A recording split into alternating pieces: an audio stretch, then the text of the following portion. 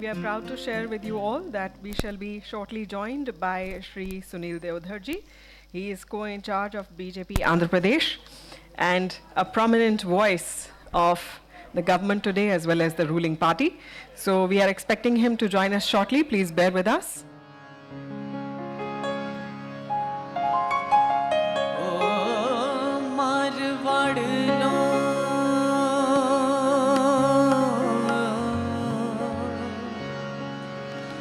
देश लो ओ माने प्यारा जी धोड़ा धोड़ा धोड़ा म्हारा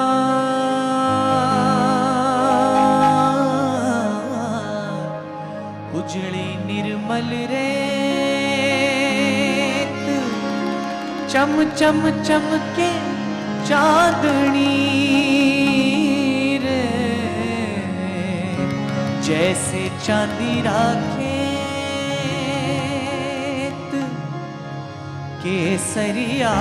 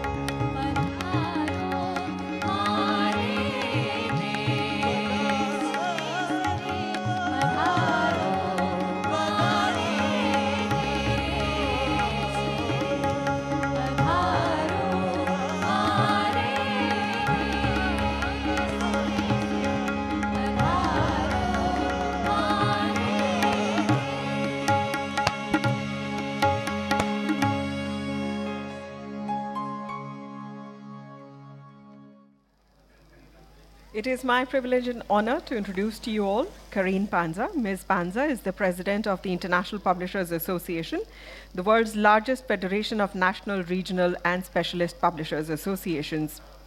She is also the owner and publishing director at Girasol Brasil Edleques, a children's book publisher in Sao Paulo, Brazil.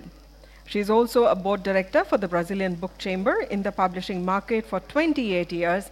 Ms. Panza is the former president of the Brazilian Book Chamber and until recently sat on the board of the National Book and Reading Plan, a set of programs in the book industry promoting reading habits, literature, and developing libraries in Brazil.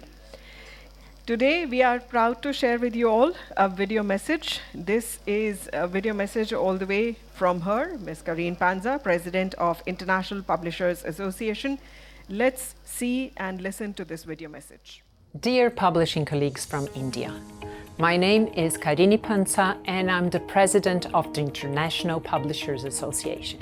I would like to congratulate the Federation of Indian Publishers for reaching this impressive milestone of 50 years. So much has changed in that time, but the commitment of publishers to development of society, culturally and economically, has not faded. The FIP is such a valuable member of the International Publishers Association, and we are delighted to have Pranav Gupta on our executive committee and chairing our Data and Statistics Committee. Given the great work you have done on statistics recently, it seemed right that Pranav should lead our work on an issue that is vitally important to how we present ourselves as an industry to policymakers. The importance of FIP to IPA began before that. As I'm sure you all know, Ashok Ghosh was the winner of the inaugural IPA Champion Award at our 33rd International Publishers Congress in Jakarta last year. That setting was very fitting, as amongst all his other contributions to IPA, Mr. Ghosh was instrumental in bringing the International Publishers Congress to New Delhi not once but twice. And further back, the foundations for our cooperation were developed by Dina Malhotra, who was engaged in the IPA as far back as 1956. Publishing globally is so vibrant and innovative. Our industry has played such an important role in achieving progress in our societies. Some of the challenges we face now, such as climate crisis, require us all to work together. These strong foundations of our relationship allow us to look forward to the future. The next 50 years will bring so much change to publishing and our societies, and the FIP has never been more valuable. Thank you.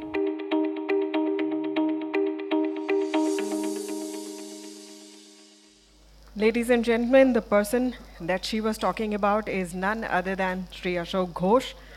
Of course, the doyen of the industry, the father of Indian publishing. He has, I think, taught publishing business to each and every one of us who is seated here in the room. So may I please request, let's not be stingy with our applause. Once again, let's again give him a rousing applause, please.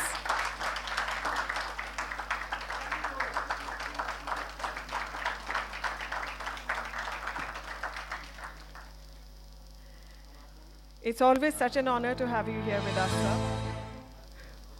Always the man with the last words. Ladies and gentlemen, to introduce Sri Ghosh once again to all of us, we have on stage Sri Ramesh Mittal. Let's put our hands together and give him a warm welcome.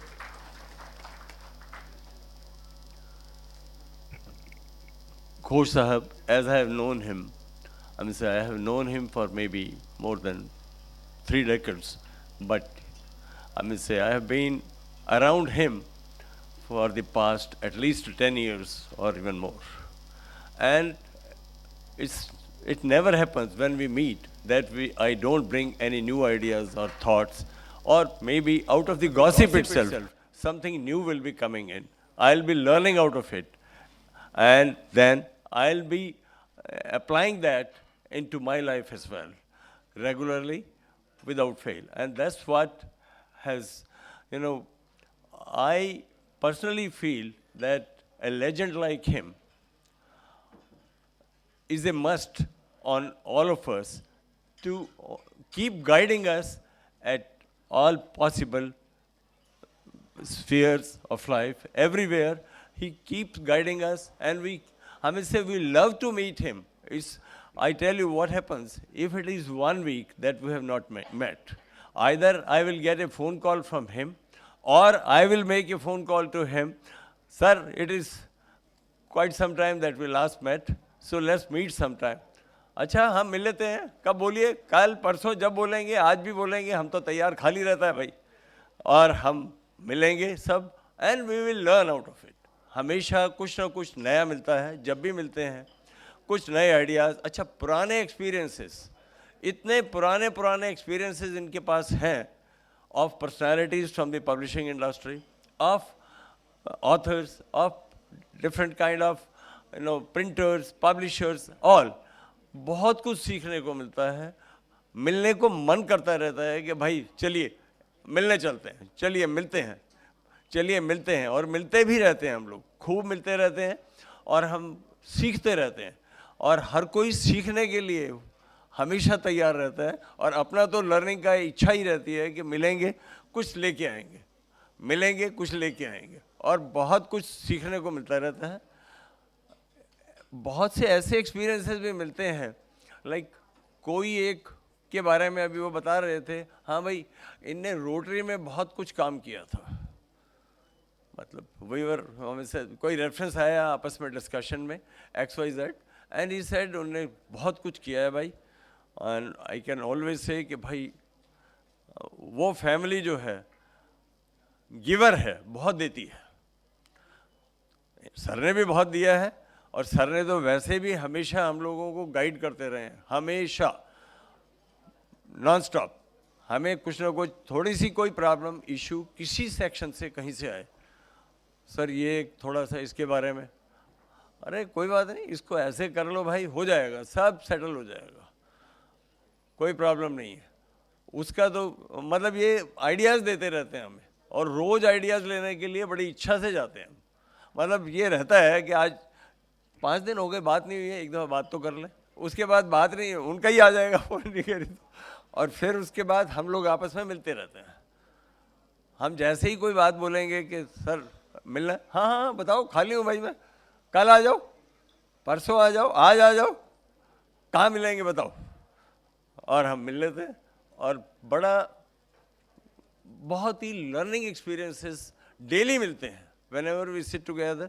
अभी 75 years of book publishing in India, he was editing, he was managing everything, we were assisting him all through.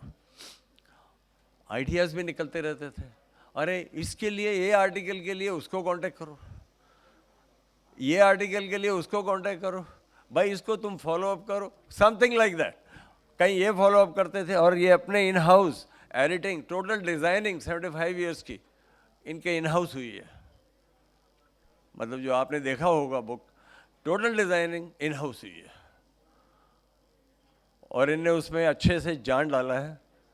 शुरू का article वो birds eye view पढ़ लीजिएगा, that's complete about publishing, complete information and encyclopedia about publishing. Those 20 pages will give you everything.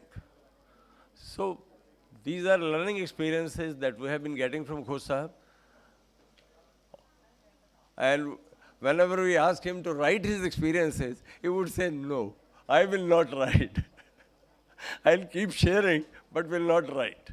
So, हम लोग का चलता रहता है, और खूब मतलब अच्छे से हम लोग तो देखिए पितामह हैं पब्लिशिंग इंडस्ट्री के, हम उसी नेचर से, उसी दिमाग से चलते हैं हमेशा.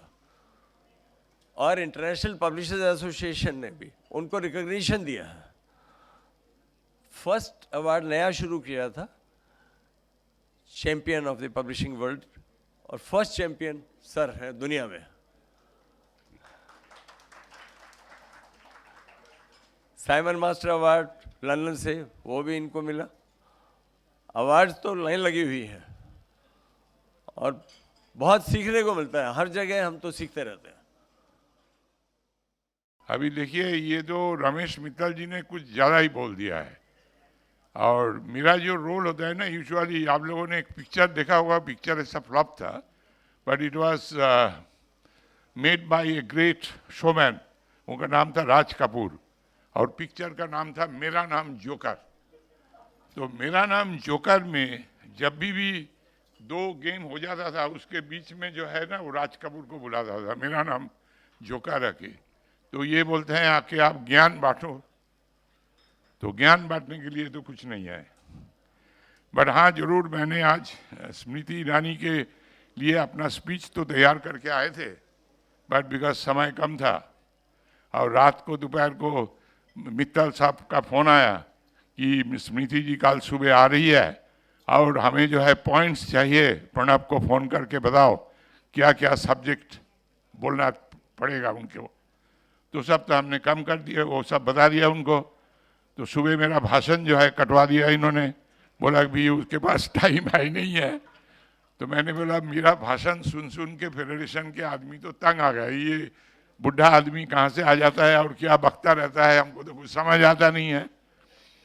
तो इसीलिए मैंने सोचा सबसे पहले जो आपको बताना है, जो सुबह से मैं देख रहा हूँ तो किसी ने नहीं कहा है, और वो मैं कहूँगा वो नया बात है। वो बात ये है कि heartiest congratulations to all of you, because जो 50 ईयर्स जो फेडरेशन ऑफ इंडियन पब्लिशर्स जो कंप्लीट किया है, and today we are celebrating 50 years the golden anniversary. It is because of you people, the total publishing fraternity, their contribution individually, even if you have worked here for last 6 months, even then it is your contribution which we have seen this day.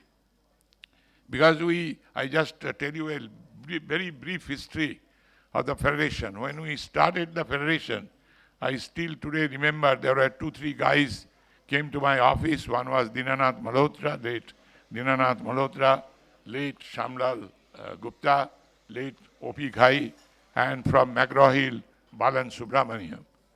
And we all sat together in my Connaught Place office and we took a decision that let us have a publishers federation. Because like Mr. Ghai used to say that everybody has got an association, even the Barbar Association, All India Barbar Association. Very strong association, don't laugh. Shah Rukh Khan made a picture by the name of Billu Barbar. And the Barbar Association, they were up in arms. And Shah Rukh Khan, the whole movie was ready, everything was ready. He had to drop the Barbar word. The movie was then marketed as Billu, only Billu, no Barbar. So even Barbar has got an association, so why not publisher should have an association? And that is how we formed the association. And then the amount of work which we did, I was very young, I was less than 30. And so much, we three of us, I remember this Arvind Kumar, उनका father जो थे ना, क्या नाम है, राजकमल का, Om Prakash ji, K.C. Malik of National Publishing House. Three of us, every day in the morning we'll meet someplace and go and meet at least 2 or 3 MPs in those days. Total parliament को cover करना है कि हर एक MP को बताना है कि publishing क्या करता है.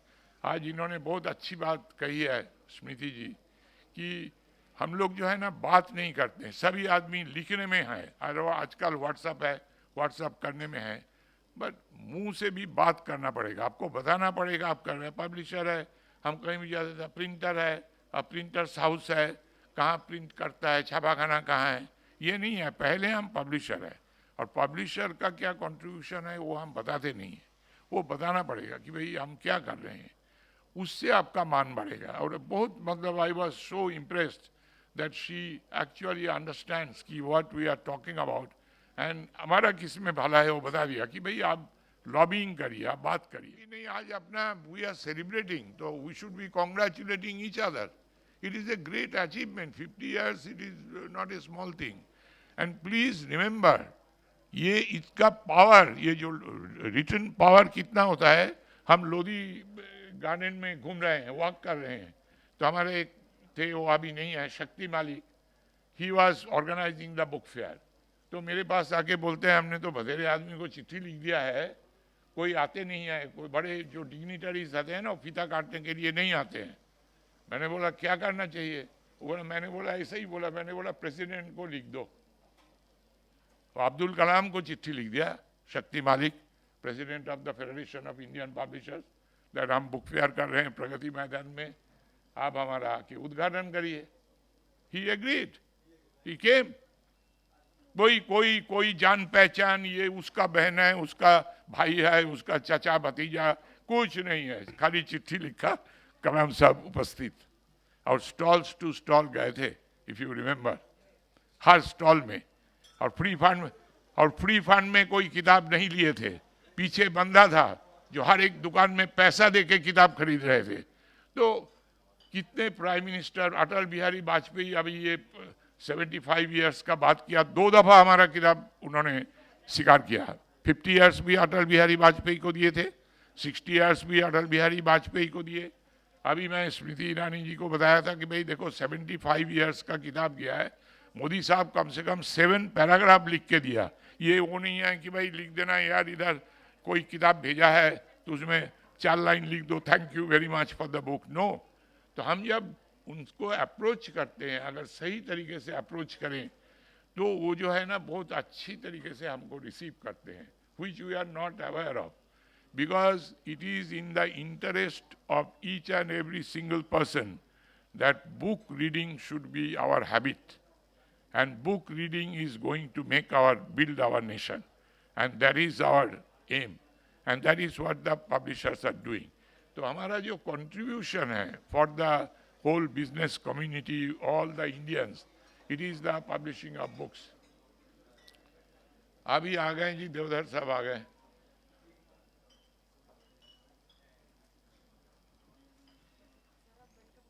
नहीं, मैं वेलकम कर देता हूँ देवधर साहब। नमस्कार जी। ये मैंने इन लोगों को राज कपूर का कहानी सुना रहे थे, राज कपूर का, कि बड़े बड़े आदमी जब बात करते हैं, बीच में हम जैसे आदमी को राज कपूर का रोल प्ले करना पड़ता है, जोकर का रोल। तो हम ज्ञान बांट रहे थे कि बुक्स कितना काम करता है, पब्लिशिंग क्या काम करते हैं। स्मृति जी आई थी, वो बता के गई ना, तो हमने बोला ये सब काम हम कर रहे हैं, एवरीवेयर वी गो। तो आज हम बहुत खुश हैं कि आप आए हैं, अभी आपका बारी है तो आप बात करिए, हम प्रस्थान कर रहे हैं। और ये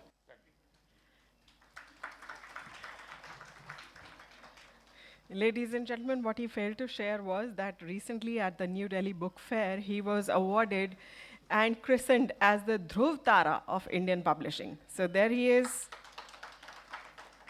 Very proud to have you here with us.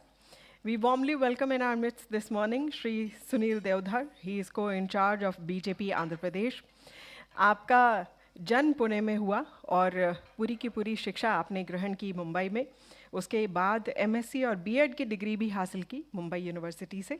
RSS इन्होंने ज्वाइन किया in the year 1985, that is in his final year of graduation, and in 1988 completed RSS तृतीय वर्षा. In 1988, he was in charge of Ram Shila Pujan for Andheri East, and of course also went to jail like a seasoned politician. But he came again, once again, went on to Meghalaya as the Pracharak for the party and wrote a book on Northeast India, and has also a Vibhag Pracharak in Pune and Mumbai. So ladies and gentlemen, there he is, Shri Sunil Deodhar. आपका बहुत बहुत अभिनंदन और बहुत बहुत स्वागत करते हैं। मैं सर्वप्रथम मंच पर आमंत्रित करना चाहूँगी डॉक्टर अशोक गुप्ता और श्री नवीन गुप्ता जी को कि वे मंच पर आएँ। हम माननीय श्री सुनील देवधर जी को भी आमंत्रित करना चाहेंगे और इन्हीं के साथ मैं आमंत्रित करती हूँ श्री प्रणव गुप्ता जी को एवं श्री रमेश मित्तल जी को भी कि वे माननीय अतिथि का स्वागत करें, उन्हें एक माँ सरस्वती की प्रतिमा भेंट कर और शॉल भेंट कर उनका स्वागत एवं अभिनंदन करें।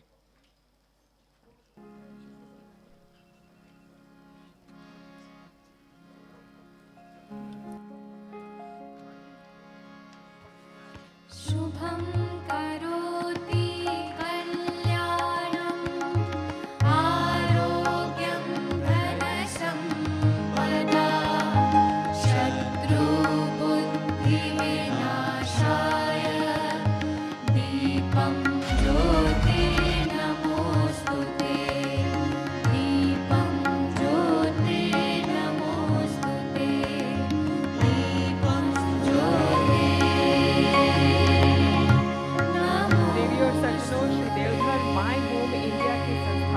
हैं, जो कि ब्रिज है नॉर्थ ईस्ट और रेस्ट ऑफ इंडिया में, और बहुत ही अच्छी सी ह्यूमन फीलिंग प्रोवाइड करता है to the north eastern youth. तो आइए, इससे पहले कि मैं माननीय अतिथि को आमंत्रित करूं कि वे अपने विचार सभा के सम्मुख रखें, उससे पहले आइए एक वीडियो के माध्यम से, जैसा कि हम सुन चुके हैं श्री मित्तल से, माननीय श्री प्रणव गुप्ता जी से, श्री घोष जी से, कि इंडियन पब्लिशिंग अपना 50वां साल बहुत ही, जिसे कहूँगी कि glorious chapter of the Indian publishing मना रहा है। आप सभी को बहुत बहुत बधाई।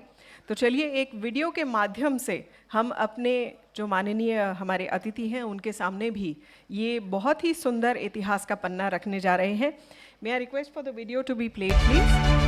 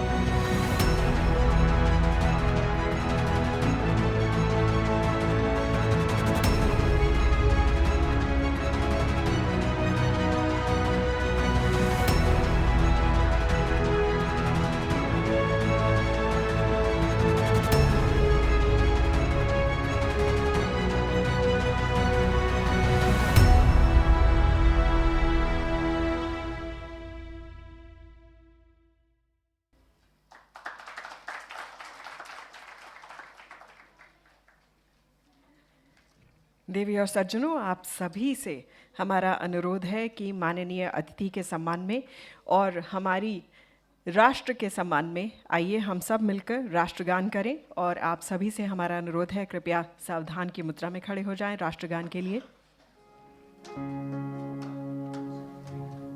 जन गण मन अधिनायक जय हे भारत भाग्य विधाता पंजाब सिंध गुजरात मराठा द्राविड़ उत्कल बंगा विंध्य हिमाचल यमुना गंगा उच्छल जलधि तरंगा तब शुभ नामे जागे तब शुभ आशीष मांगे गाहे तब जय गाथा जन गण मंगल दायक जय हे भारत भाग्य विधाता जय हे जय हे जय हे जय जय जय जय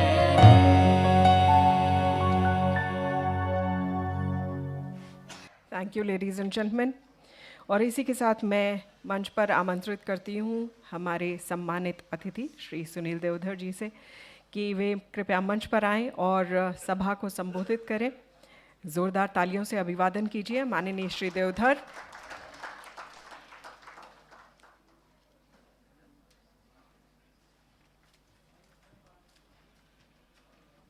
मनदीप जी धन्यवाद। देश के सारे पोडियम्स जो होते हैं वो वक्ता अमिताभ बच्चन होगा ऐसा समझकर ही बने हुए रहते हैं, और यूजुअली एक छोटा सा एक स्टूल रखना चाहिए ताकि वक्ता अपने एडजस्ट कर सके और उस हिसाब से जो फ्रेम है वो उसमें से ठीक से आ जाए, क्योंकि ये डॉक्यूमेंट आपके लिए लाइफ लॉन्ग रहते हैं। इस the federation of Indian publishers के सुवर्ण महोत्सवी वर्ष, आप लोग गोल्डन जुबली बोलते हैं, भारत की परिभाषा में इसको सुवर्ण महोत्सवी कहते हैं। और जब 25 साल होते हैं तब उसको रौप्य महोत्सव कहते हैं, सिल्वर जुबली। सिल्वर को शब्द रौप्य है। और 75 साल होते हैं तब उसको अमृत महोत्सव कहते हैं। अपने विशुद्ध भारतीय संकल्पनाओं को हमें पता होना चाहिए, इसलिए क्योंकि आप तो ऐसे लोग हैं कि आप इस देश की आने वाली पीढ़ी को बनाने में सबसे बड़ी भूमिका बजाने वाले लोगों में से हैं। कार्यक्रम में जो अध्यक्षता कर रहे हैं जो श्री अशोक घोष जी, जो अमेरिटस के अध्यक्ष है, मेरे आने से पहले शायद अशोक जी आप ही बात कर रहे थे ना, तो इसका जो फाउंडेशन इस फेडरेशन का हुआ उस समय जो थे उनमें से शायद आज आप एकमात्र है जो यहाँ पर उपस्थित है। और मैं ईश्वर से प्रार्थना करता हूँ कि इसका जब अमृत महोत्सव होगा तब भी आप स्वस्थ अवस्था में ऐसे ही अच्छा भाषण देते हुए उपस्थित रहे, क्योंकि आपके जैसे लोगों की देश को ज़रूरत है। रमेश मित्तल जी जो इस फेडरेशन के अध्यक्ष है, डॉक्टर अशोक गुप्ता जी जो इस फेडरेशन के सचिव है, और मेरा परिचय जो बताया गया उसमें एक बात शायद बताना भूल गए थे कि बेसिकली मैं एक टीचर हूँ, और टीचर की एक बुरी आदत रहती है, जब तक बेल नहीं बजती वो भाषण बंद नहीं करता। और आयोजकों ने ये इतने सज्जन लोग हैं कि इन्होंने कोई बेल विल की व्यवस्था की नहीं है। और राजनीति में हूँ, और पॉलिटिक्स में क्या होता है, नेता बोलना चालू करता है तो पीछे से कुर्ता खींचने वाले लोग बहुत रहते हैं, लेकिन यहाँ पर आपने मंच कुछ इस तरह से रखा है कि मेरे पीछे कोई नहीं है, तो इसलिए वो भी स्कोप नहीं है किसी को पीछे खींचने की। कई बार फिर ज़्यादा विषय होने से फिर जो संयोजक है या जो सूत्र संचलन करते हैं वो एक प्रेम पत्र भेज देते हैं कि समय खत्म हो चुका है करके। और मैं बेसिकली नॉर्थ ईस्ट में मैंने अपने जीवन के लगभग 30 वर्ष काम किया। मैं born and brought up Mumbai का हूँ, लेकिन राष्ट्रीय स्वयंसेवक संघ एक ऐसी ऑर्गेनाइजेशन है जो सारे देश को एक सूत्र में बांधकर संगठित करके भारत माता के प्रति सबको समर्पण का भाव सिखाती है और अपने देश को परम वैभव की तरफ हमें लेकर जाना है, ये बचपन से ही लक्ष्य हर व्यक्ति के जीवन में देती है। तो इसलिए मुंबई से कोई प्रचारक निकला तो नॉर्थ ईस्ट में भेज दिया, जाओ भाई शिलोंग में जाकर काम करो। और मैंने जाकर शिलोंग में, मेघालय में 8 साल बिताए। I can speak Khasi and Jaintia language very fluently. Even I can sing songs, I can write letter. I used to tweet in Khasi language. North east जाते हैं तो असमीज़ भी आना ही पड़ता है, क्योंकि मध्य में आसाम है, तो असमिया भी मुझे आती है। बीजेपी ने जब मुझे त्रिपुरा का इंचार्ज बनाया, तब वहाँ जाकर, वहाँ पर तो लाल झंडे वालों की 25 साल सरकार थी। चालबेना घोष बाबू हमार कोथा ठीक है ना, एकदम ठीक ना। तो पब्लिशिंग इंडस्ट्री पर भी उनका ही बहुत बड़ा प्रभाव रहा करता था, लाल झंडे वालों का। देश अगर 70 साल तक डेवलप नहीं हो पाया तो उसका बहुत बड़ा कारण यह है कि ये लाल झंडे वाले न खुद कुछ करना चाहते, न दूसरे को करने देते हैं। ऐसी प्रवृत्ति के लोग होने के कारण विकास नहीं हो सका था। तो त्रिपुरा में जाकर बंगाली भी सीख लिया, बंगाली में भी भाषण करता हूँ। मैं कुछ गाने भी घोष बाबू गा लेता हूँ। और खास करके खुदीराम बोस जी की आज जयंती है या पुण्यतिथि है, कुछ तो है शायद आज, है ना। तो एक बार विदाई दे माँ घुरे आशी, आमी हाशी हाशी पोरबो फाशी देखबे भारतवासी। माँ को खुदीराम कहता है, एक बार मुझे विदाई दे दे माँ, मैं वापस आने वाला हूँ। मैं हंसते हंसते फांसी पर जा रहा हूँ, सारा भारत देखेगा किस तरह से तुम्हारा बेटा हंसते हंसते फांसी पर झूल रहा है। ये खुदीराम बोस कहता है। लेकिन उसको जब कोई कवि लिखता है और बाद में जब कोई प्रकाशक उसको प्रकाशित करता है, तब जाकर दुनिया में वो अजरामर हो जाता है। नहीं तो उन्होंने जो कहा वो तो उसी समय खत्म हो गया ना। आप लोग हैं जो इन चीजों को जीवित रखते हैं, जिंदा रखते हैं। इसलिए आपका जितना सम्मान करे उतना कम है। तो साथियों, ये नॉर्थ ईस्ट के ऊपर जब मैं भाषण देता था तब 2-2 घंटे हो जाते थे, क्योंकि जानकारी इतनी भयंकर है कि ये बताते खत्म नहीं होती थी। तो कभी कभी सामने वाले मुझे घड़ी दिखाना चालू करते थे।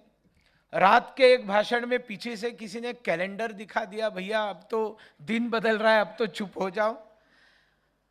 मोदी जी आने के बाद आतंकवाद के दिन तो लगभग खत्म हो गए, थोड़े से कश्मीर छोड़ दिया और आजकल मणिपुर छोड़ दिया, तो देश भर में कहीं सीरियल ब्लास्ट वगैरह चक्कर नहीं है। तो ऐसी स्थिति में उस जमाने में जब मोदी जी की सरकार नहीं थी, एक कार्यक्रम में सामने किसी ने रिवॉल्वर निकाला, मैं भाषण कर रहा था। मैंने बताया कि भैया मैं रुक जाता हूँ, क्यों मुझे मारने के लिए पिस्तौल लाए हो?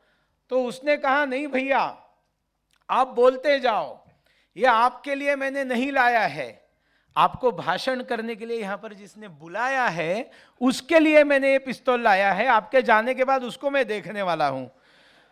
तो यहाँ पर मुझे बुलाने वाले मेरे मित्र प्रणव गुप्ता और अंकित सहानी जी है, तो उनकी सुरक्षा मेरे लिए सर्वोपरि है, इसलिए आप परेशान न हो, क्योंकि संभावना यह है कि इसके तुरंत बाद में भोजन की भी व्यवस्था होगी, क्योंकि मैं बिना भोजन के वगैरह इतने लंबे भाषण देने के लिए जाता नहीं हूँ। साथियों, हमारी बहन स्मृति ईरानी जी, जो एक बहुत ही टैलेंटेड अदाकारा भी है, कलाकार भी है, प्रखर तेजस्वी वक्ता भी है, एक व्यक्तित्व भी है और एक अत्यंत कुशल भारतीय जनता पार्टी की संगठक, ऑर्गेनाइजर भी है। सिर्फ वो सास भी कभी बहुत ही से फेमस हुई ऐसा नहीं, इसलिए उनको टिकट मिला वगैरह ऐसा नहीं है। वो पार्टी में आई, पार्टी में आने के बाद कई वर्ष उन्होंने काम किया। वो हमारी महिला मोर्चा की ऑल इंडिया प्रेसिडेंट रही। सारा देश प्रवास करके स्मृति जी ने संगठन बड़ा करने में, बनाने में बहुत बड़ी भूमिका अदा की। और उसके बाद में आप सब तो जानते हैं वो जायंट किलर है, लेकिन बाद में हमारे ध्यान में आता है वो जायंट वायंट कुछ है नहीं जो सामने था, लेकिन स्मृति जी जीती जरूर। गुब्बारा था बहुत बड़ा, फट गया, बार बार फटता है और उसी को वापस वापस ट्राई भी किया जाता है। चलो उनकी मर्जी, हम क्या करें। लेकिन स्मृति जी तो बहुत ही महिला बाल कल्याण मंत्री के नाते, शिक्षा मंत्री के नाते, कपड़ा मंत्रालय की मंत्री के नाते उन्होंने बेहतरीन काम किए और प्रवक्ता के नाते भी उन्होंने हमेशा भारतीय जनता पार्टी की जो बाजू संभाली है वो अलौकिक है। तो ऐसी स्मृति ईरानी जी के भाषण के बाद में आप सुनील देवधर को बुलाते हैं बोलने के लिए, मतलब आपने रबड़ी तो पी ली है और अब आप छाछ के लिए इनवाइट किए कि अब हमें छाछ दीजिए। तो मेरे लिए बड़ा संकट का प्रसंग है कि स्मृति जी के बाद में मैंने बोलना। उन्होंने ज़रूर कहा कि राष्ट्र निर्माण में आपके जैसे पब्लिशर्स की क्या भूमिका है, तो उसके ऊपर फिर बार बार बोलने में कोई अर्थ नहीं बचता। अब संस्कृत सुभाषित, देखिए मैं भारतीय संस्कृति, संस्कृत, इन सब बातों का प्रखर प्रवक्ता भी हूँ और अपने आचरण में लाने का प्रयास भी करता हूँ। मतलब बाद में जाने के बाद मुझे लोग बताते हैं कि सुनील जी आप इतना भारी हिंदी बोलते हैं, समझ में नहीं आता लोगों को। तब मेरे समझ में आता है कि हाँ, आजकल शुद्ध हिंदी ये बहुत बड़ी समस्या है। प्योर हिंदी कंफर्टेबल है, मतलब आपके शब्दों में जितने अंग्रेजी शब्द रहेंगे हिंदी में, उतना हिंदी अधिक सुलभ रहता है। तो जैसे मुझे माता सरस्वती जी देने का विषय आया तो मैंने तुरंत जूते उतारे। मैंने कहा कि सरस्वती माता जो है ये ज्ञान की देवी है।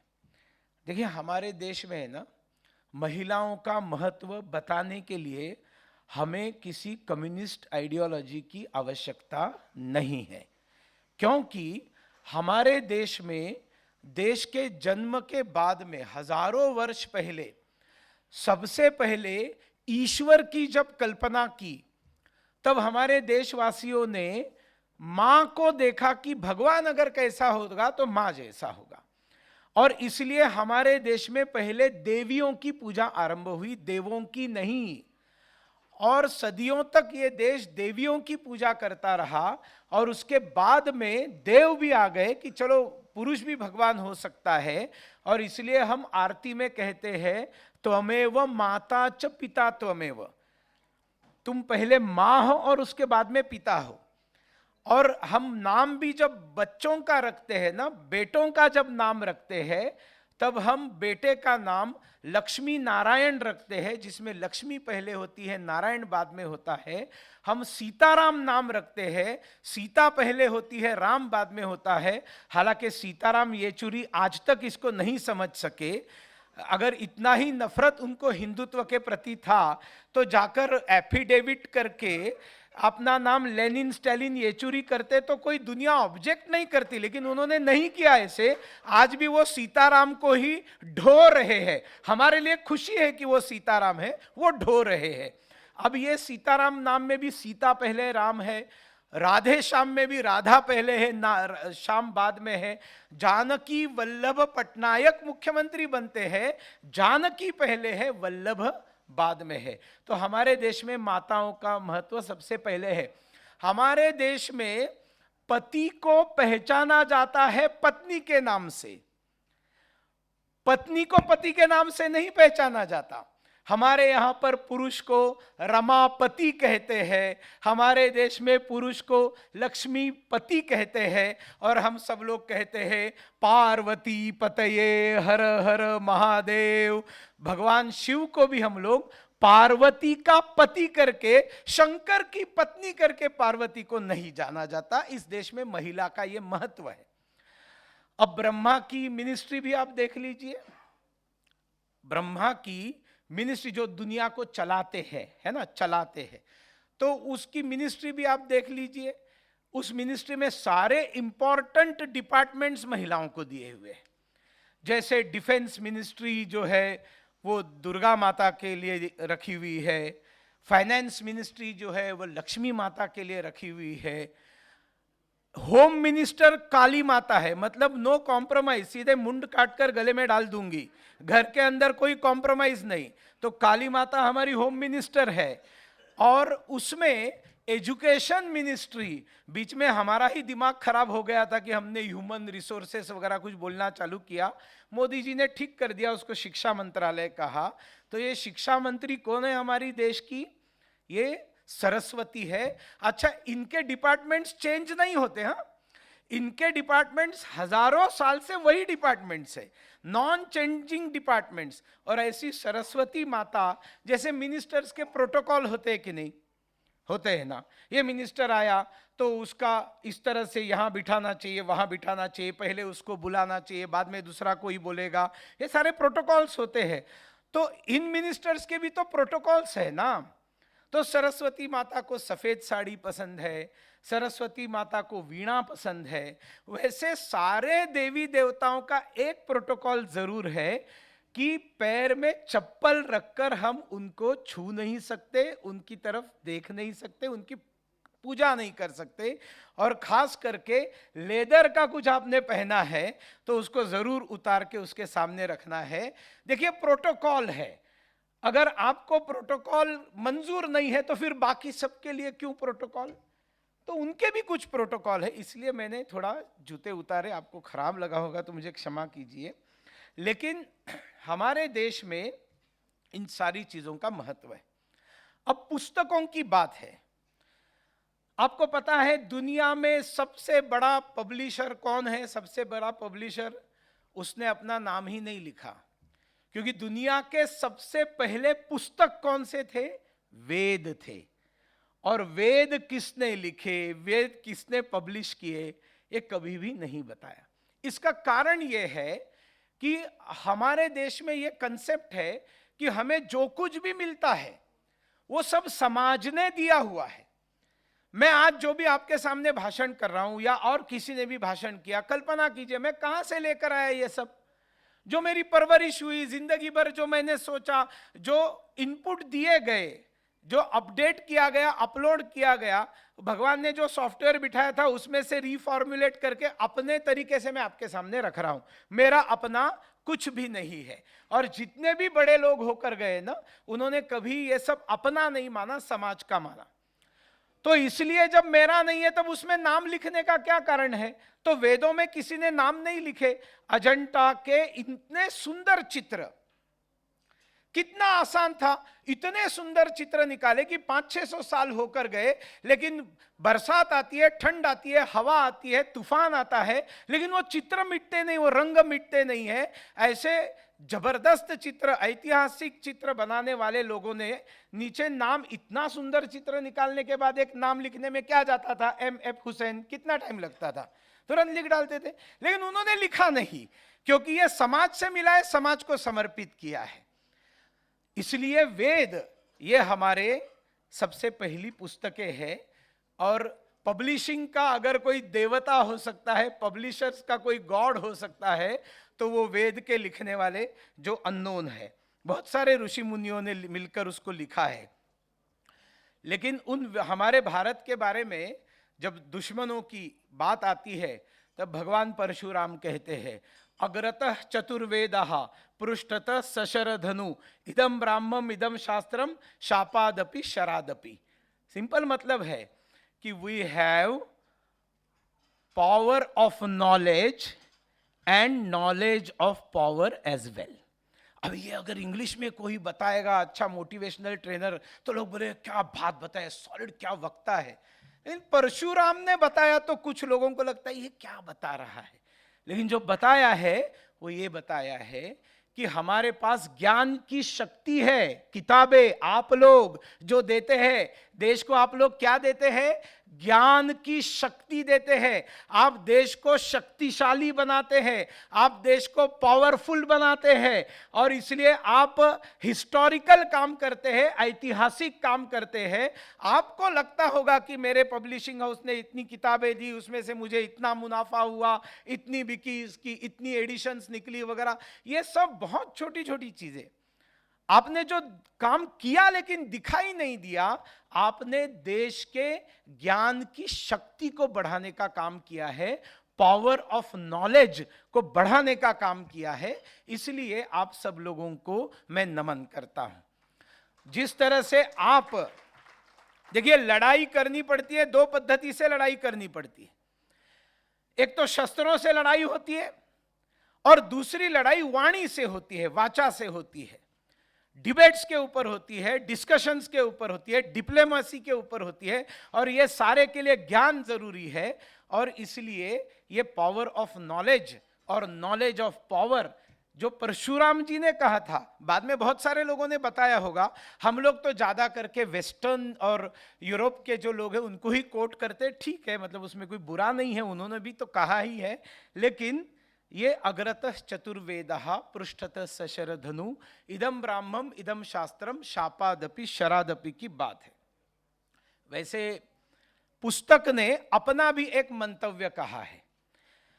जो पुस्तक ने बात कही है मैं आपको बताना चाहता हूं, जो फिर एक बार संस्कृत सुभाषित है, यह है जलात रक्षेत तैलात रक्षेत रक्षेत शिथिल बंधनात् मूर्ख हस्ते न दांतव्यम एवं वदति पुस्तकः।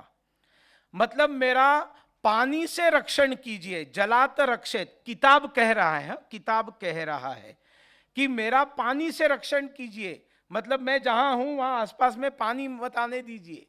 जलात रक्षेत, तैलात रक्षेत, तेल से मेरा रक्षण करो। क्योंकि देखिए, आप पुस्तक पढ़ने के लिए जाते हैं और सामने साथ में कचौरी पूरी खाएंगे तो एक दाना भी उसके ऊपर गिरेगा तो उसमें से तो वो दाग निकल जाएगा, लेकिन किताब पर जो लगेगा वो परमानेंट रह जाएगा, वो तो निकलने वाला नहीं है।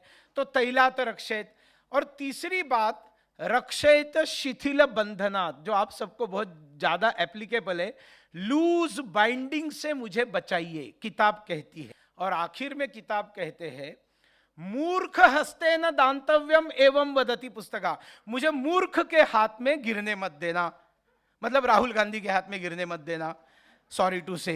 मतलब ये जो है किताब बोल कर गई है कि भैया ये हमको, क्योंकि और एक बात मैं आपको बताता हूं, किताब जो है ना हमेशा खरीदी करके पढ़ना चाहिए। देखिए, आपने मुझे ना आपका ब्रांड एम्बेसडर बनाना चाहिए, क्योंकि जितने जगह मैं भाषण करता हूं मैं एक ही बात बताता हूं, किताब खरीदी करके पढ़िए। नहीं तो आदत क्या रहती है, ए तेरी किताब देना जरा मुझे, और लेकर जाते हैं, जिंदगी में वो किताब वापस नहीं आती है, लाइफ टाइम वापस नहीं आती है। इस दुनिया में ऐसे महापुरुष बहुत कम हैं जो किताब लेकर जाते हैं और लौटाते हैं। अच्छा, लेकर जाते और लौटाते की बात छोड़ दीजिए, किताब लेकर जाते हैं और पढ़ते हैं, ऐसे तो ना के बराबर है। पढ़ने के लिए लेकर जाते हैं। देखिए, घोष बाबू हाशे छे, क्योंकि घोष बाबू इतने एक्सपीरियंस है कि उनको मालूम है ये सामने जो ट्रिपल बंगाली खड़ा है ना वो सही बोल रहा है।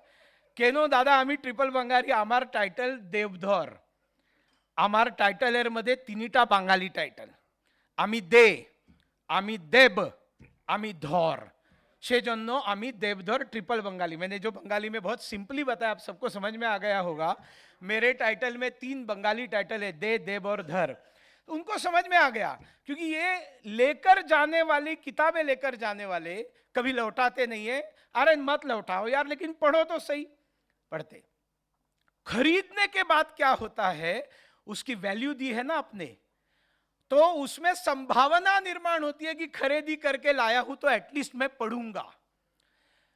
क्योंकि खरीदने के बावजूद न पढ़ने वालों की संख्या बहुत ज्यादा है, घर में सजाने वालों की संख्या बहुत ज्यादा है। लेकिन चलो, कम से कम क्या है, वो नहीं पढ़ा कोई बात नहीं, लेकिन उनके घर में आने वाले तो देखेंगे, उसमें से किसी को तो लगेगा कि ये किताब क्या है, इसको जरा पढ़ने की कोशिश करें। हमारे अनुराग ठाकुर जी केंद्रीय मंत्री है, तो उनको मैंने एक पुस्तक भेंट दी, तो उन्होंने, और सच ये था कि वो पुस्तक मैंने पढ़ी नहीं थी, क्योंकि मेरे नई नई आई थी हाथ में, तो मैंने पढ़ने के लिए उनको दे दी।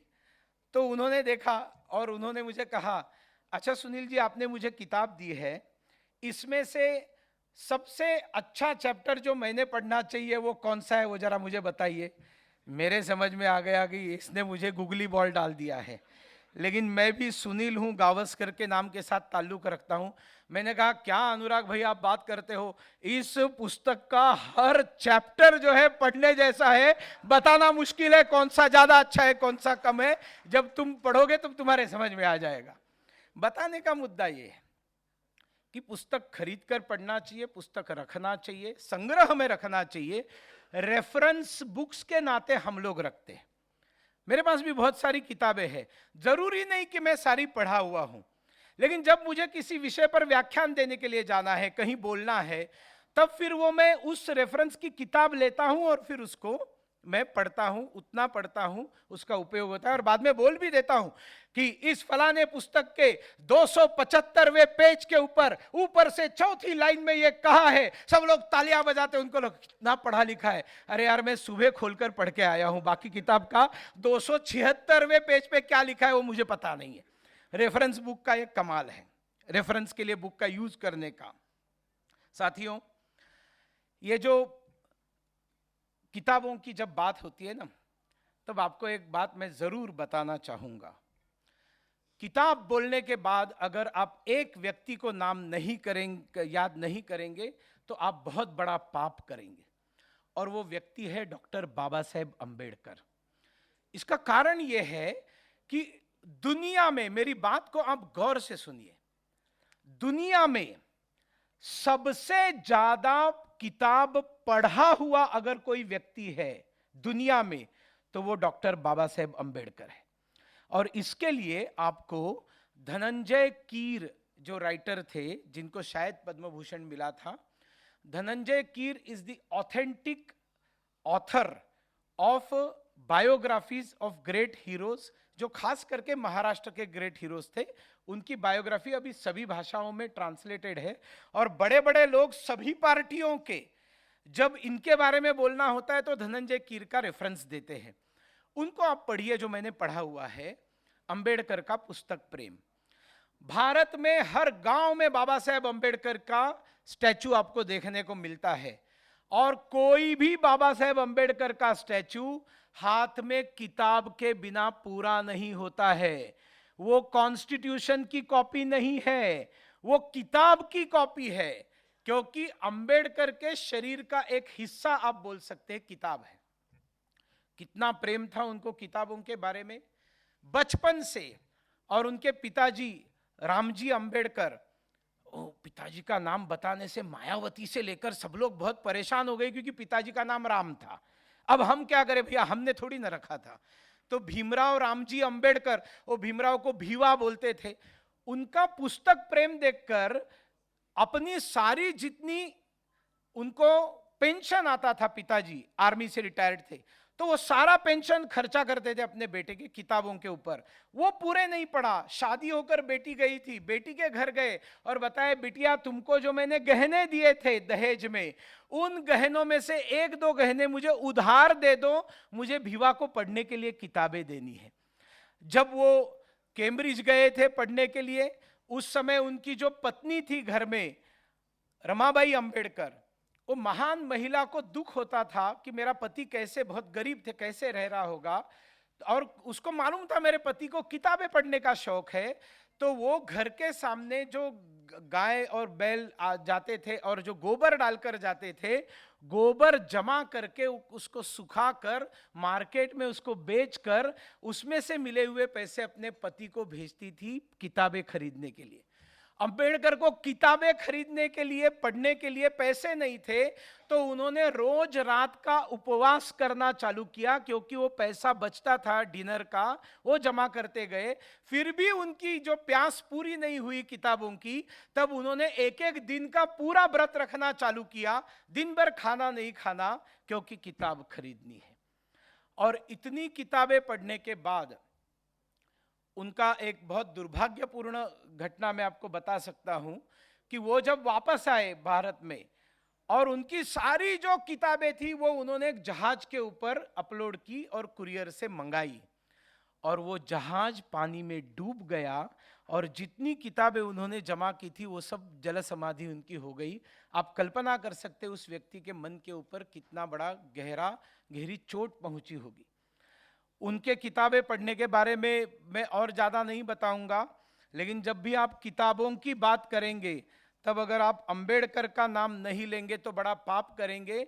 उस तरह से आप अगर सावरकर का नाम नहीं लेंगे तो महापाप करेंगे। आपको पता है if there is will there is way करके अंग्रेजी कहावत है। अब ये कहावत क्यों है कि आपके मन में अगर इच्छा है तो आपको संसाधन से कोई फर्क नहीं पड़ता। राम और रावण का युद्ध जो है ये दुनिया का सबसे बड़ा विषम युद्ध है। एक तरफ सुपर पावर है और एक तरफ कुछ भी नहीं है, पैर में पहनने के लिए पादुकाएं भी नहीं है प्रभु राम जी के पास, जो भरत जी लेकर गए, बोले कि मैं वो सिंहासन पर रखकर मैं राज चलाऊंगा, जब तुम वापस आ जाओगे तुमको सिंहासन पर बिठाऊंगा, मुझे राजा नहीं बनना। तो पादुका भी उठाकर लेकर गए, तो राम जी पादुका नहीं पहन रहे, उनके पास उनका सिर्फ धनुष्य बाण है, ना रथ है, ना घोड़े है, ना हाथी है, न बहुत बड़े आयुध है, न बहुत बड़े सेनानी उनके पास है, सिर्फ वानर सेना है जिनके पास हथियार नहीं है, और सामने रावण की सुपर पावर। लेकिन राम जी क्यों जीते? क्योंकि विल पावर के कारण। क्रिया सिद्धि सत्वे भवती महतान्नोपकरणे। सावरकर जी को जब अंडमान की जेल में रखा, ये सावरकर जी एक बहुत बड़े साहित्यिक थे, बहुत बड़े साहित्यिक थे। उन्होंने कितनी किताबें लिखी हैं, कितनी कविताएं लिखी है, कितनी लैंग्वेजेस उनको आती है, इसके अभी भी कुछ कुछ चीजें मिलती जाती है। रिसेंटली पता चला कि अंडमान की जेल में वो उर्दू सीखे थे और उर्दू की 76 पोएम्स जो उन्होंने लिखी अंडमान में, वो अभी रिसेंटली मिली है। तो वो तो एक अलौकिक व्यक्तित्व था। लेकिन जब जेल में काल कोठड़ी में उनको रखा था, और जब उनको वहाँ का जो बेरी, वहाँ का जो जेल का जेलर था, वो उनको कागज और पेन नहीं देता था लिखने के लिए इस पॉलिटिकल प्रिजनर को, तब सावरकर जी के हाथ में अगर कोई कील मिली, कोई पत्थर मिला या कोई शार्प आइटम मिला, तो उससे वो दीवार के ऊपर लिखते थे, दीवार के ऊपर खरोच खरोच कर लिखते थे। पूरा एक दीवार लिखकर उसको बाय हार्ट करके, उसके बाद में उसको मिटाकर, उसके बाद में दूसरा पेज लिखकर, उसको बाय हार्ट करके, फिर उसको मिटाकर, फिर तीसरा पेज लिखकर, इस तरह से सावरकर जी ने 11 साल अंडमान में, पहले 3 साल उनको ये सब मिला नहीं था, बाद में तो सब देना चालू किया था। इन पहले 3 साल में ही wrote 10,000 lines on the wall of jail, cellular jail. 10,000 line उन्होंने लिखी। और कई बार वो बाकी जो प्रिजनर्स थे उनको उन्होंने एजुकेट किया, क्योंकि वो अंडमान जेल था, क्रिमिनल मर्डर करके या बड़ा क्राइम करके आए हुए लोगों को अंदर रखते थे। ऑफ कोर्स ज्यादातर फ्रीडम फाइटर्स थे। उन सबको एजुकेट किया, उनसे बाय हार्ट करवाया, जो उन्होंने लिखा उनसे बाय हार्ट करवाया। वो जब छूटे तब वहां जाकर उन्होंने पब्लिश किया, और बाद में सावरकर को पता चला कि मैंने जो बताया था वो वहां पर पब्लिश हुआ है। महाकाव्य लिखे हैं उन्होंने, महाकाव्य, जेल के अंदर बैठकर। हिंदुत्व की व्याख्या, परिभाषा उन्होंने की है। Is the first person to define what is Hindutva. आपको पता होना चाहिए कि 1857 का विद्रोह कहते थे अंग्रेज जिसको, उसको स्वतंत्रवीर सावरकर ने यह कहा था कि यह स्वाधीनता संग्राम है, यह विद्रोह नहीं है। और यह भी मालूम होना चाहिए कि जब भगत सिंह जी को फांसी हुई, तब भगत सिंह जी के पास जो डॉक्यूमेंट्स मिले, उसमें कई सारे डॉक्यूमेंट्स में 1857 1857 का स्वातंत्र समर भी उनको मिला था। ये कई लोगों को इंस्पिरेशन देने का काम इस किताब ने किया था। साथियों, कई किताबें हैं जिनके ऊपर मूवीज बनते हैं। आप बहुत सुंदर सुंदर मूवीज देखते हैं तो उसमें एक स्लाइड आ जाती है कि ये मूवी जो है इस कादंबरी के, इस उपन्यास पर आधारित है, और आप ये भी देखते हैं कि वो बेहतरीन मूवी रहती है। मतलब किताबें सिर्फ ज्ञान बढ़ाने का काम करती है, पढ़ाने का काम करती है, इतना सीमित नहीं है। उसमें से फिल्मी गाने बनते, क्योंकि आप प्रकाशन करते तो काव्य संग्रह भी आपका ही फील्ड है ना। काव्य संग्रह को भी आप, कवियों के सबसे बड़े, उनको जो लाइमलाइट में लाने वाले कौन है? आप लोग हैं। मैं 50 कविताएं लिखूं, लेकिन अगर उसको कोई पब्लिश करने वाला नहीं है तो मेरी 50 कविताओं का क्या है? और वो दमदार पब्लिशर होगा, उसको ठीक से प्रचार करेगा, तो वो पब्लिशिंग हाउस जो है वो उस काव्य संग्रह की गरिमा बढ़ाता है। और जैसे कोई पब्लिशिंग हाउस अपनी क्रेडिबिलिटी निर्माण करता है, तब कोई कुछ लिखता है तो उस लिखे हुए को पब्लिशर की क्रेडिबिलिटी का भी लाभ मिलता है। मतलब मैं लिखूं तो मैं किससे पब्लिश कराऊं? तो कल के किसी एक पब्लिशिंग हाउस से मैं पब्लिश कराऊं तो कितने लोगों तक पहुंचेगा, भले मैंने बहुत अच्छा लिखा है लेकिन रीच नहीं हो पाएगा। लेकिन एक नामी पब्लिशिंग हाउस जिसकी क्रेडिबिलिटी है, ऐसे पब्लिशिंग हाउस ने उसको अगर पब्लिश किया तो कई बार जो होता है कि सुभाष घई जैसा मूवी बनाने वाला हो तो उसमें कोई फालतू गाना भी होता है तो चल जाता है। उस तरह से बड़ा पब्लिशिंग हाउस किसी को पब्लिश करता है तो वो चल जाता है, भले उसके अंदर का कंटेंट बहुत ज़्यादा अच्छा रहे या ना रहे। साथियों, मातृभाषा में ज़्यादा पब्लिश करना चाहिए, ज़्यादा लिखा जाना चाहिए, क्योंकि भारतीय भाषा, मुझे जैसे पता है हमारा जो फेडरेशन है वो भारतीय भाषाओं में प्रकाशित करने पर बल देता है। जगह जगह पर मातृभाषा में लिखना चाहिए, क्योंकि आप जानते हैं कि 2 बार ट्रांसलेशन करना पड़ता है। इंग्लिश है, मुझे इंग्लिश बात करना है तो पर्दे के पीछे मेरा मन पहले मराठी में सोचेगा, उसके बाद में मराठी में इंग्लिश ट्रांसलेट करेगा और ट्रांसलेट करके बोलेगा। जब इंग्लिश में सुनूंगा तो पर्दे के पीछे behind my mind I will translate that English into Marathi and then I will understand. ये प्रोसेस अनजाने में हम सब लोगों की होती रहती, और इसलिए मातृभाषा में हमारी किताबों का ये होना चाहिए। हम लोगों को इस बात का ध्यान रखना चाहिए। जो नरेंद्र मोदी जी की न्यू एजुकेशन पॉलिसी, ये मेरा प्रेम पत्र पढ़कर कि तुम नाराज ना होना, ने मैं आपने सही समय पर दिया, मैं खत्म ही करने वाला था क्योंकि मैं मोदी जी पर आ गया ना, तो मोदी जी के बाद में बोलने के लिए कुछ बचता ही नहीं है ना। हमारे प्रधानमंत्री नरेंद्र मोदी जी की जो पॉलिसी है वो वोकल फॉर लोकल की है और लोकल को ग्लोबल बनाने की है। आज आप इस बात की बिल्कुल चिंता न कीजिए कि कुछ किताबें विदेशी पब्लिशर्स वगैरह पब्लिश करते हैं, इसकी आप बिल्कुल चिंता मत कीजिए, क्योंकि दुनिया में जाना जरूरी है भारत का, ये उसका एक बहुत बड़ा रीजन है। लेकिन मोदी जी और मोदी सरकार ये भारतीय चीजों को बड़ा बनाकर उसको ग्लोबल करने की ही पक्षधर है, और आप अच्छा काम करेंगे तो आपको वो ग्लोबल करने में कोई कसर नहीं छोड़ेंगे। इस बात को आप ध्यान में रखिए, आप बिल्कुल इस बात के साथ कोई गलतफहमी मत रखिए, ये मैं आपसे निवेदन करूंगा। ये मातृभाषा का जो है, बहुत सारे लोग इंग्लिश मीडियम में जाने की कोशिश करते हैं, लेकिन आपको पता होना चाहिए कि शिवराज सिंह चौहान जी ने, योगी आदित्यनाथ जी ने, महाराष्ट्र में देवेंद्र फडणवीस ने, और कर्नाटक में बोम्मई जी तो चले गए, लेकिन जब वो सरकार में थे तब उन्होंने सारे प्रोफेशनल कोर्सेस मातृभाषा में करने का ऑर्डर पास किया, और मध्य प्रदेश और उत्तर प्रदेश में तो चालू भी हो गया। आपको मेडिकल की पढ़ाई करनी है, आपको इंजीनियरिंग करना है, आपको आर्किटेक्चर करना है, आपको टेक्निकल कुछ भी पढ़ना है, जरूरी क्या है? जापान करता है वो क्या इंग्लिश में करता है? इतना बड़ा हो गया साइंस टेक्नोलॉजी में, चाइना इतना आगे चला गया, क्या इंग्लिश में पढ़ा रहा है? क्या जर्मन इंग्लिश में पढ़ाते हैं? फ्रेंच लोग इंग्लिश में पढ़ाते हैं? ये मानसिकता है, ये गुलामी की मानसिकता है कि इंग्लिश में पढ़ना चाहिए। जैसे ये सारे प्रोफेशनल कोर्सेज मदर टंग में आना चालू हो जाएंगे, तब सारे पेरेंट्स सोचेंगे फिर अपने बच्चे को इंग्लिश मीडियम में डालने की जरूरत क्या है, और वो जो है वो अपने मातृभाषा में पढ़ाएंगे।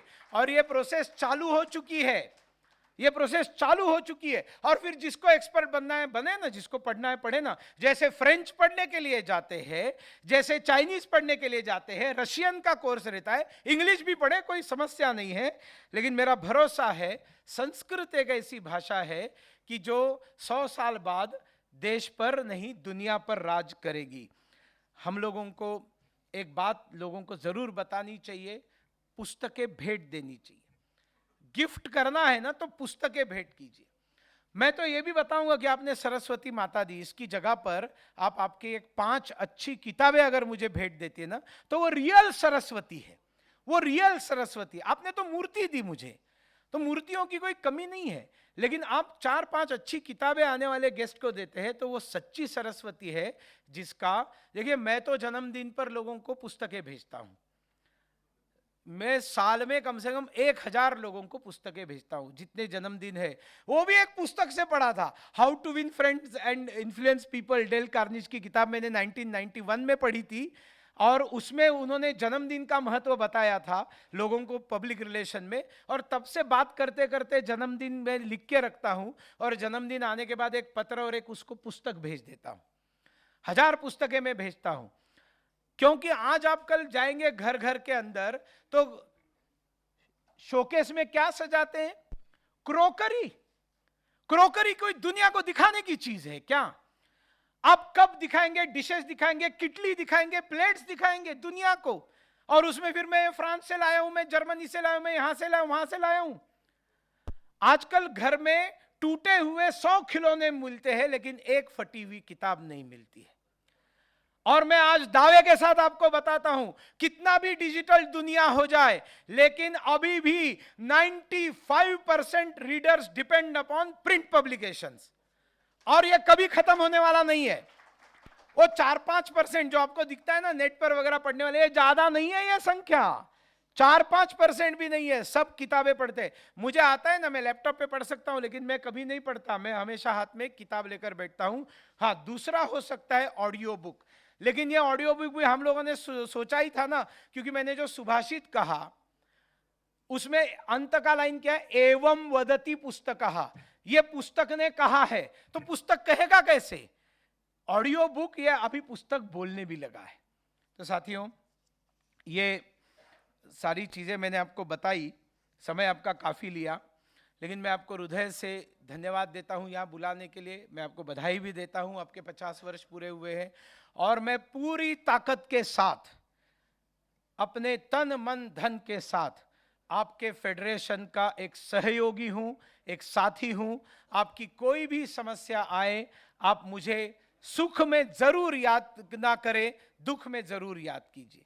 आप सुख में याद नहीं करते, कोई चिंता नहीं है, लेकिन कभी संकट में आए, कष्ट में आए, जरूर आइए।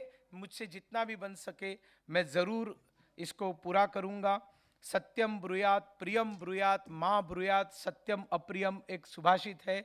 सत्य बोलिए और सत्य बोलने से मत डरिए, लेकिन इसके साथ इसका अभिव्यक्ति स्वतंत्रता की बात करते हैं, फ्रीडम ऑफ एक्सप्रेशन की बात करते हैं। तो मां ब्रूयात सत्यम अप्रियम, कोई सत्य ऐसा है कि जो बोलने से खराब लगेगा, बहुत खराब होगा, हर्ट होगा, ऐसा कोई सत्य भी नहीं बोलना चाहिए। यही हमारे भारत की संस्कृति है, जिसका आप सब लोग पालन करते हुए आगे बढ़े। इस आह्वान के साथ मैं अपनी वाणी को विराम देता हूं। भारत माता की जय, वंदे मातरम, जय हिंद।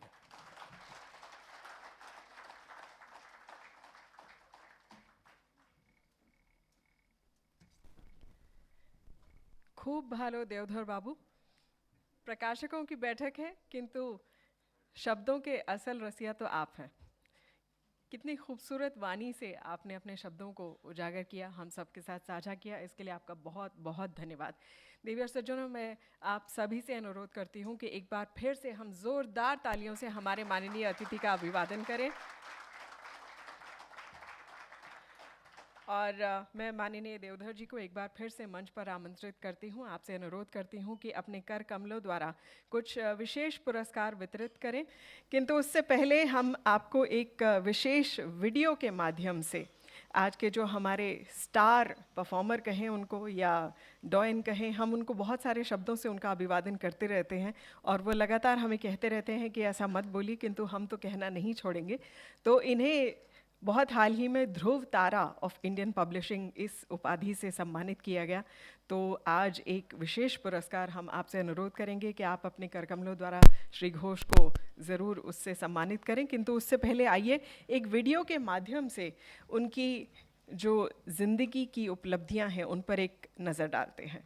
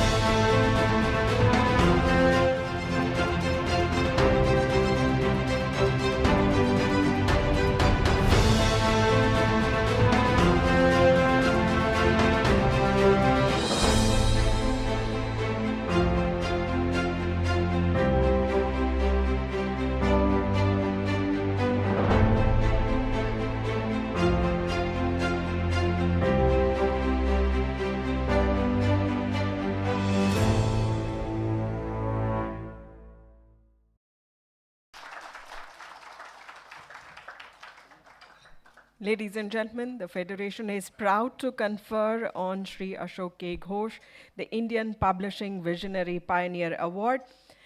और इसी के साथ मैं एक बार फिर से मंच पर आमंत्रित करती हूँ माननीय श्री देवधर जी को, और मैं अनुरोध करूँगी श्री रमेश मित्तल जी से एवं श्री प्रणव गुप्ता जी से कि वे कृपया माननीय अतिथि के साथ मंच पर आ जाएं।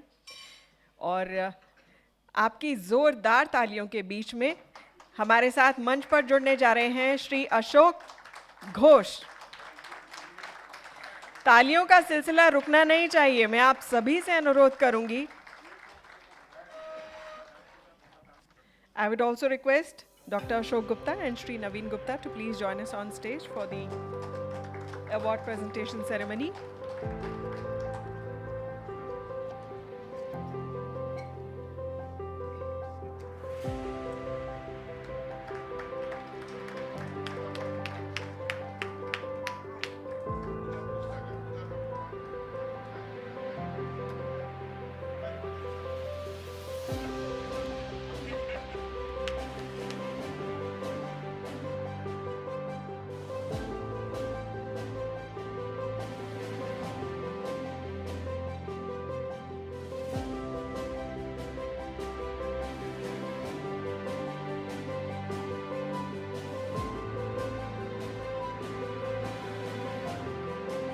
और माननीय श्री देवधर जी से अनुरोध है कि वे कृपया मंच पर बने रहें, और हमारे कुछ और प्रकाशक बंधु हैं।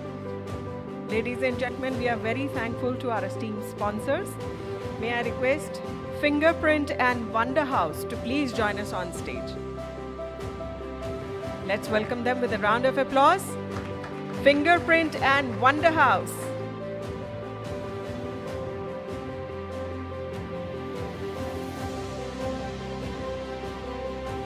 Our heartiest congratulations to each and every publisher who is present here. Thank you for your contribution. Thank you for being the flag bearers. Please welcome Indica Publishers and Distributors. जोरदार तालियों से अभिवादन कीजिए।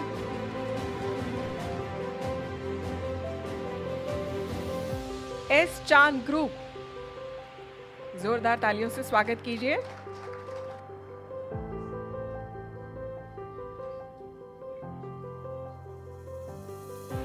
हम आभारी हैं क्वार्टरफोल्ड प्रिंटेबिलिटीज के, जो कि इस इवेंट के प्रिंटिंग पार्टनर हैं।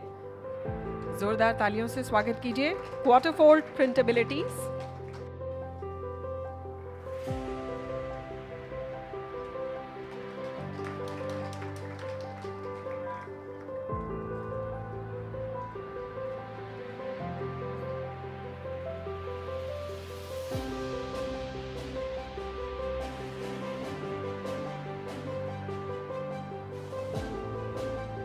Please put your hands together for Elesa, our translation partner.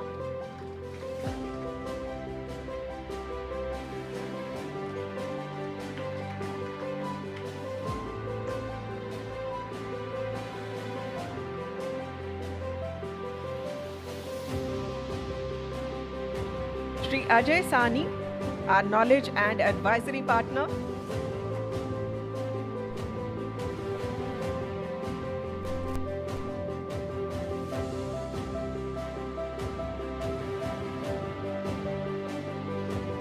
Nielsen book data, ये हमारे डेटा पार्टनर है।